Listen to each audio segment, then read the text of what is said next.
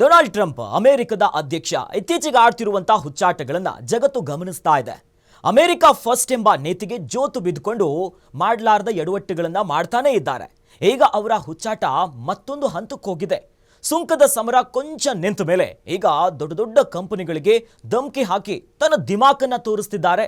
Trump ಹುಚ್ಚಾಟ 2.0 ಏನೆಲ್ಲ ಮಾಡ್ತಾ ಇದೆ, ಎಲ್ಲಿದೆ ಕಂಪ್ಲೀಟ್ ಡೀಟೇಲ್ಸ್.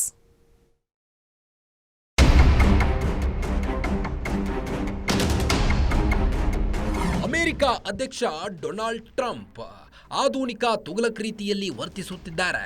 ಅದಕ್ಕೆ ಈಗಾಗಲೇ ಸಾಕಷ್ಟು ಉದಾಹರಣೆಗಳು ಕೂಡ ನಮ್ಮ ಮುಂದೆಯೇ ಇವೆ.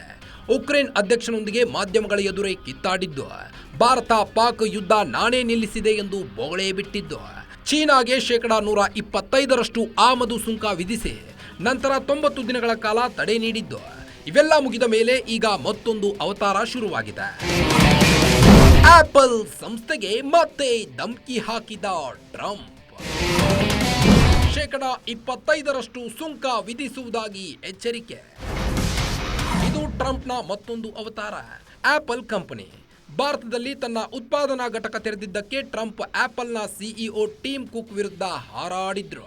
ಅದರಾಚೆಯೂ ಕೂಡ ಭಾರತದಲ್ಲಿ ಉತ್ಪಾದನಾ ಘಟಕ ತೆರೆಯುವ ನಮ್ಮ ಉದ್ದೇಶಕ್ಕೆ ಸಂಸ್ಥೆ ಗಟ್ಟಿಯಾಗಿ ನಿಂತುಕೊಂಡಿತು. ಇದರಿಂದಾಗಿ ಟ್ರಂಪ್ಗೆ ಎಲ್ಲೆಲ್ಲೋ ಉರಿದಂತಾಗಿದೆ. ಹೀಗಾಗಿ ನಮ್ಮ ದೇಶದಲ್ಲಿ ಉತ್ಪಾದನಾ ಘಟಕ ತೆರೆಯದೆ ಆಪಲ್ ಸಂಸ್ಥೆಯ ಉತ್ಪನ್ನಗಳಿಗೆ %25 ಆಮದು ಸುಂಕ ವಿಧಿಸಲಾಗುವುದು ಎಂದು ಟ್ರಂಪ್ ಧಮಕಿ ಹಾಕಿದ್ದಾರೆ. ಇಷ್ಟು ಮಾತ್ರವಲ್ಲ, ಐರೋಪ್ಯ ಒಕ್ಕೂಟ ರಾಷ್ಟ್ರಗಳಿಗೂ %50 ಆಮದು ಸುಂಕ ವಿಧಿಸಲು ಟ್ರಂಪ್ ಸಜ್ಜಾಗಿದ್ದಾರೆ. ಅಮೆರಿಕಾದಲ್ಲಿ ಟ್ರಂಪ್ ವರ್ಸಸ್ ಹಾರ್ವರ್ಡ್ ಯೂನಿವರ್ಸಿಟಿ ಕದನ. ವಿದೇಶಿ ವಿದ್ಯಾರ್ಥಿಗಳ ದಾಖಲಾತಿಗೆ ಟ್ರಂಪ್ ಸರ್ಕಾರದ ನಿರ್ಬಂಧ.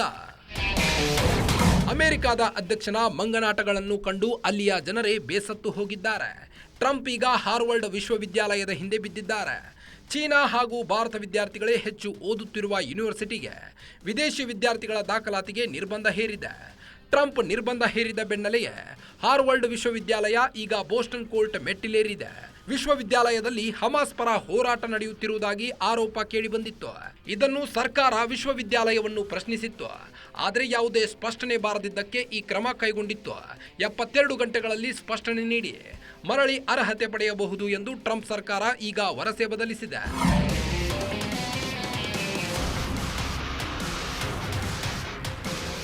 ಒಟ್ಟಾರೆ ಟ್ರಂಪ್ ಅಮೆರಿಕ ಅಧ್ಯಕ್ಷ ಸ್ಥಾನಕ್ಕಿರುವ ಗಾಂಭೀರ್ಯತೆಯನ್ನ ಮರೆತು ಹೇಗೇಗೋ ವರ್ತಿಸುತ್ತಾ ಜಾಗತಿಕ ವಿದೂಷಕರಂತೆ ತಮ್ಮನ್ನು ತಾವು ಬಿಂಬಿಸಿಕೊಳ್ಳುತ್ತಿದ್ದಾರೆ.